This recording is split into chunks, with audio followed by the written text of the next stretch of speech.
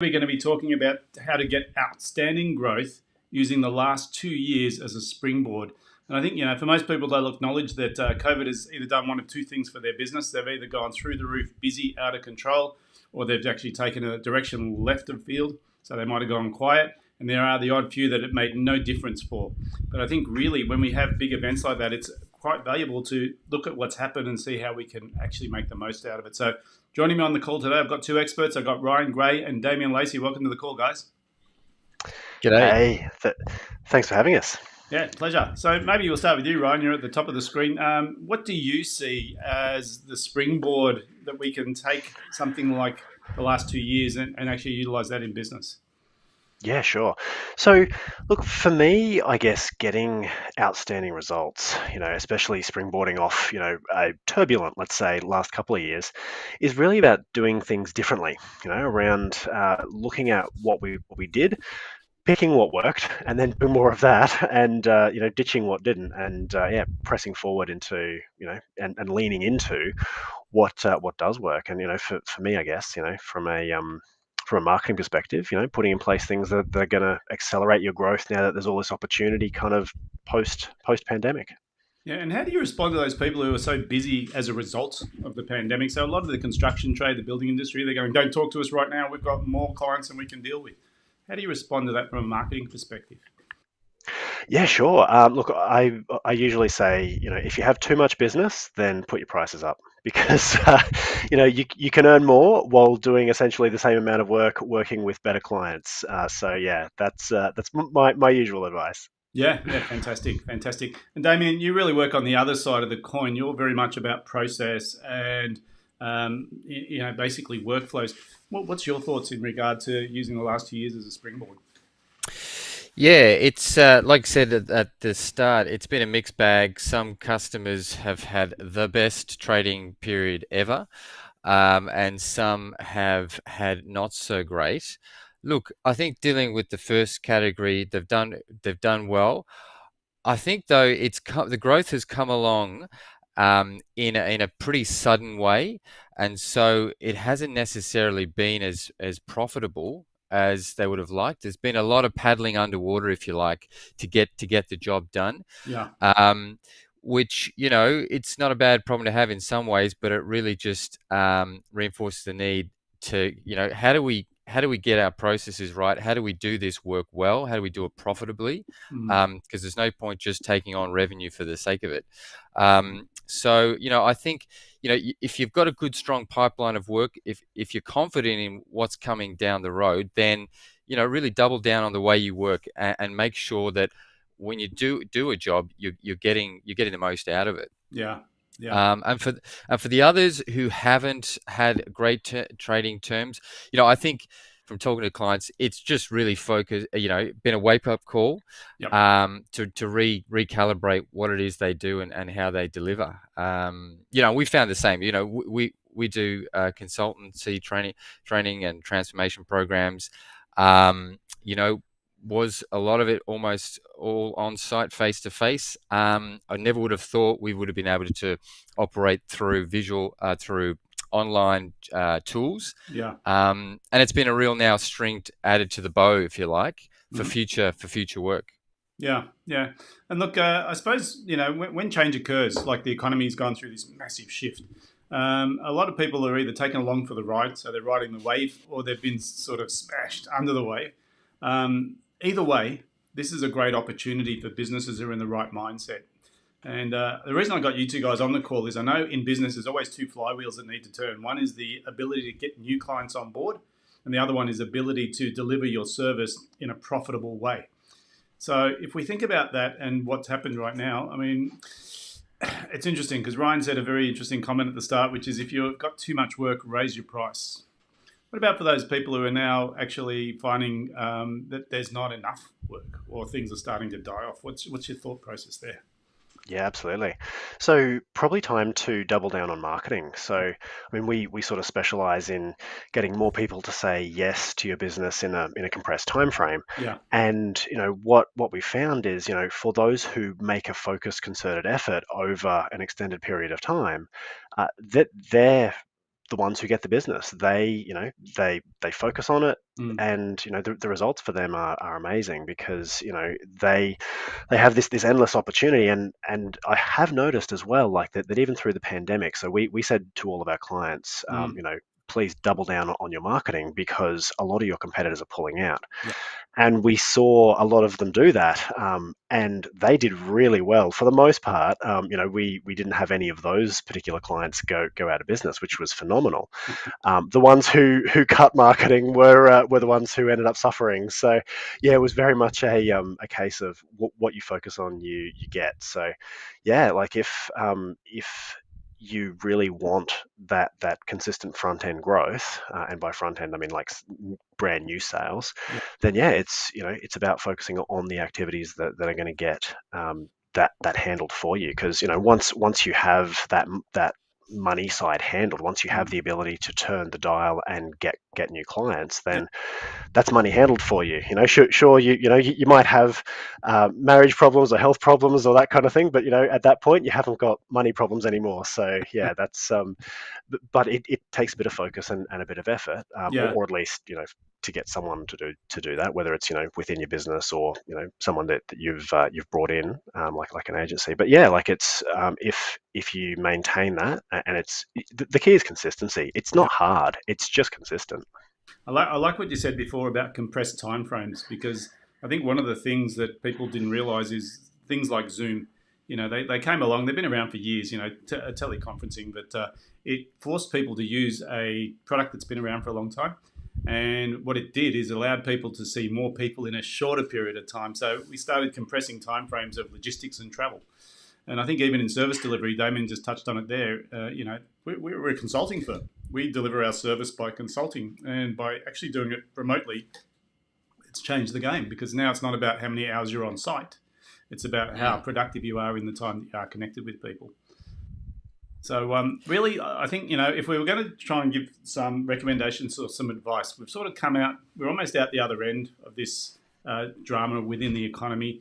We're about to hit superinflation. There's a lot of fear in the marketplace about what's going on. What's your advice to people who are sort of trying to take those lessons of the last 2 years and use that to move forward? Maybe we'll start with Damien on this one. Yeah, in terms of dealing with the inflationary aspects of what's coming. Yeah. Yeah, I mean it's a broad topic there, I suppose, but I mean I think I just sort of reinforce what Ryan said around process and consistency. Yeah. There's no point just taking on work for the sake of it, and Mm. you really want to make sure that you're executing well. Um, yeah, and I get it. You've got a big influx of work potentially, Yeah. and you've got material issues and you've got staffing issues, and there's more than one thing to do at one time, right? Yeah. And you can't fix everything. However, if you want to get out of that, Groundhog Day cycle, Yes. and it's all about focus and consistency. So we know there's 10 things we want to do to get to make things work better. Let's just pick one and work on it in a steady fashion Yes. over the next month, the next 2 months, next 3 months. Mm. Because if you don't, right, and you just keep on churning through the work and doing it the same old way you've done, you are paying for that through. It's sort of like an efficiency tax or an inefficiency tax. The rework, the double checking, the mistakes, Yeah. the incorrect deliveries. You'll be paying for it through those sorts of things. Mm. Anyway, so take charge and do it in a focused way, Yeah. and chip away at it over a period of time. Well, there's an interesting thing that's occurring now where wages are starting to increase in sort of almost in tandem with the inflation scenario. So the expectation of the employee now is that I'm worth more money, and there's a shortage of good workers. And I think what you're talking about here is, a smart business owner is constantly incrementally looking for ways to improve profitability, which means that, Mm, I'm happy to pay more wages, but I do expect to see more productivity. But I don't mm, just mm, expect people to work harder. I think they need to work smarter, right? mm. So, an old mentor of mine used to say in business, there's no standing still. You're either growing or you're dying. And I feel like if you have a year that you look like you just did the same as last year, then chances are you're slipping backwards pretty much big time. Yeah, absolutely. And look, if you've got the sense in your operation that things are a little bit hectic, they're a little bit, out of control, there's no one reason why, chances are you're not as efficient, as effective as you could be. And it takes, some, peace of mind, or some perspective to really try and break Yeah, that cycle. But it's what will get you to higher levels of productivity. fantastic. There's an old saying, good business is boring, right? And sometimes people, and especially like the last 2 years have been quite dramatic, right? There's been a lot of fear, there's been a lot of media hype, all sorts of things.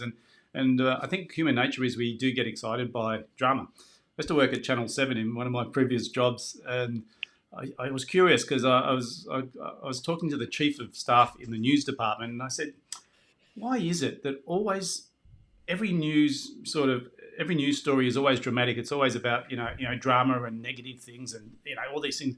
He said, David, we don't get to choose what's on the news. You do, right? Because you vote with your feet. So if it's dramatic, people are attracted to it. So that gets us ratings. And I started to realize, humans by their very nature are attracted to drama. Even though we say we're not, it has some level of attraction to us in a marketing perspective, Ryan, because this is really an oxymoron to me, right? Marketing is about getting people's attention. Getting people's attention is about scarcity and drama. But we're also talking about compressing sales timeframes and making sure we're systematic in our approach. What's your thoughts on this? Yeah, sure. So, I mean, it's a fine line. It's a delicate balance between having a healthy level of drama and interest, and absolutely scaring the pants off people. So, yeah, look, it's good, and as long as I guess we're not kind of pandering to that deep fear and that Mm, sort of thing. It's which can be unhealthy. yeah. I definitely think there's scope to to really connect with people Mhm. and connect with them where they're at in terms of understanding their problems. Yeah. And I mean, like there's even a saying, the person who wins the sale is the one who can articulate their customer's problem better than anyone else. Yeah. Right. And I think that that is an amazing point of leverage that most businesses could actually use in terms of Yeah. I guess some advice if I was to give anyway for sure. Yeah, like it's Yeah. yeah. I I think what you touched on, this shortening of the sales cycle, we have these tools available to us now with video and with live streaming where we can communicate messages in a timely manner. So, you can deal with people's issues or people's fears almost spontaneously through your sales process. So rather than waiting to see them, you can actually stream them to them or email them these things. Do you feel like when we talk about compressing timeframes on sales cycles, what are the elements that we need to really focus in on to do that? Yeah, sure. So I have a saying. We have a saying in the office that's make time your friend. So Mm, it's about investing in things that are going to pay off long term. yeah. So create the content, create the videos. Show like record your best sales calls Mhm. and show them to to your staff. Yeah. But a year from now is going to happen, right? Like Yeah. we're all going to turn up a year from now. So if the real question is, what state are we all going to turn up a year from now? So are we going to spend this next year investing and building the content and creating the email sequences and those kinds of things that are going to produce additional relationship with our clients Hmm. that are going to compress the timeframes, that are going to drive that relationship? Yeah. Or are we just going to dabble? Are we going to maybe run some ads? Are we going to just do some basic stuff that may or may not pay off? Like are we thinking about this more strategically, or are we looking at it from a perspective that's very short term, Mm. or are we looking at it much more longer term in terms of setting up systems and doing some of the harder yards now? Yeah. Yeah. I mean, a Yeah. mentor of mine once said to me, a quick fix is neither. Yeah. Yes, it's very true. And it was such an interesting thought process. It was like everyone's looking for the quick fix. Everyone's looking for the quick fix. And if a quick fix is neither, what are we looking for?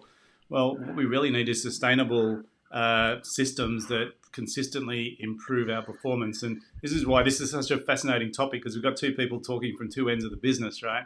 We've got the front end, which is the sales process, which if we shorten it, it saves us money because sales is a cost. And then we've got the delivery mechanism where Damien's talking about, the inefficiencies. And if we can just save time on delivery by looking at, the how we deliver our service and how can we do it better, we can actually improve that profitability. And, the old saying is, revenue is a vanity metric in business. It's not about turnover, it's about leftover. And this margin really is the difference between, shortening a sales cycle, improving a delivery mechanism, and just making sure there's money left in the bank. What's your thoughts on this idea, Damien? Yeah, I mean, it's interesting. You talked about drama and Mm, heat and noise. It sits in the that's in the media cycle, but it also very much exists in the in the operation of the business, in the four walls of the business. And people do. You do see people who buy into that, yeah, firefighting, put on the superhero's cape, run to one problem to the next, and they actually thrive on it. yeah, Um, but it's a lot of effort to fix problems again and again and again, and it might feel like you're making progress. You're actually just putting a lot of work into repeat yeah. band-aids for issues. Um, and it really does. And having worked with a bunch of clients, and directly and anecdotally, it's the ones that get success are those that just refuse to take part in that daily drama. We've got 5 customer orders; they need to all be out tomorrow, and we've got to run here and fix it. All right, but the ones that really do succeed, they refuse to take part in that and say, listen, our processes are not capable right now. We need to be mature about what we can achieve in the next week. If we have to ring 3 people up and tell them, look, a more reliable date will be, X, it's better to do that, plan it, agree on it, and then work on getting our act together, and being, firm in saying, I refuse to live in this chaos, right? Mm, It's crazy. We're actually going to clean up, or we're going to get clear on, hang on, what are we doing? What's our plan for the week? What's the demand that we have to fulfill, and what's our realistic capacity? And mm, then planning out something logical and reliable instead of just rolling from one day to the next. So it's the real hallmark of success to have, as an operations lead or a business leader, say, no, I'm not going to take part in this drama mm. and have the requirement to run from one fire to the next. I'm actually going to do this in a measured way. And you can't fix everything, Yeah, but you've got to break out of that cycle. yeah. Isn't it really about, we talk about working on the business, and the business owner's job is to fix problems, but we do get Mm. trapped into the firefighting. And I think there's an adrenaline component where people go, oh my God, there's so many problems. I need to solve this. Nothing gets done unless I get involved. Yeah, yeah, but That's alluring, isn't it? it is, and they get, some people thrive on it, and they get to a certain level. Yeah. If you want to get beyond the level of your own personal capacity to Yes. command and control activity, Uh-huh. you're going to now need to start to get out of that and let a good process do the work for you. Yeah. And that's a key tipping point. And it's, you see it from businesses who start from scratch. They get up to, it depends, 5 million, 10 million, 20 million. But to grow beyond that point, you need, get systems and processes working for you instead of your own personal, uh, blood, sweat, and tears. Wasn't it Einstein that said that you can't use the same thinking that created the problem to solve the problem? That's it. The skill set is different from Yeah. 0 to 10 million to 10 million to say 50. Yeah. Fantastic. Yeah, Ryan, what are your and thoughts? yeah, it's actually the same in marketing. Like Yeah.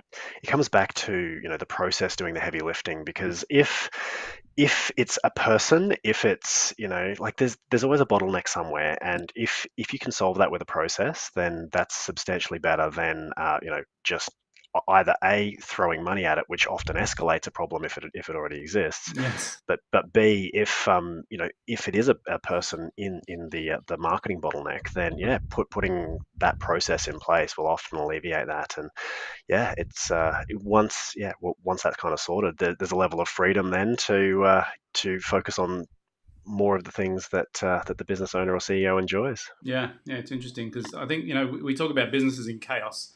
And when we try and grow a business in chaos, we actually grow the chaos. And Mm. when we grow the chaos, if we're the only person that can solve the problems, we're actually making our job harder, not easier. So it's sometimes like you can't grow the business until you systemize not only getting clients in, but also delivering the product out.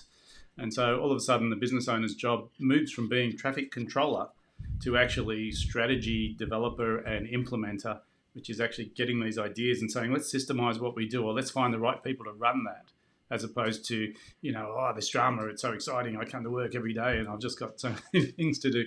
That wears thin, and I think people run out of the energy they need to drive that. Yeah, and the other thing I find that a lot of business owners will, consciously, or they'll be cognizant of this. They know this, right? They know they need to get more systematic. They need to be more process driven. Yeah. But again, they think, well, that's just another thing on my list that I have to do, and I don't have enough time. And I'm surprised, or not surprised, but it's quite common that you get the comment from business owners that, wow, I didn't know that there was this kind of help available. I didn't know that there were resources to draw on to help with exactly this kind of stuff. I thought that was always going to be my own job. So there's help available. Yeah, I think there is, and the endemic problem is that most people are in a business where they're highly skilled. It's almost like that's the self-limiting belief, is that I'm highly skilled, that's why I'm in this business. And sometimes it would be better if they didn't know anything at all about the product or service, because then they couldn't actually roll up their sleeves and get stuck in doing the work.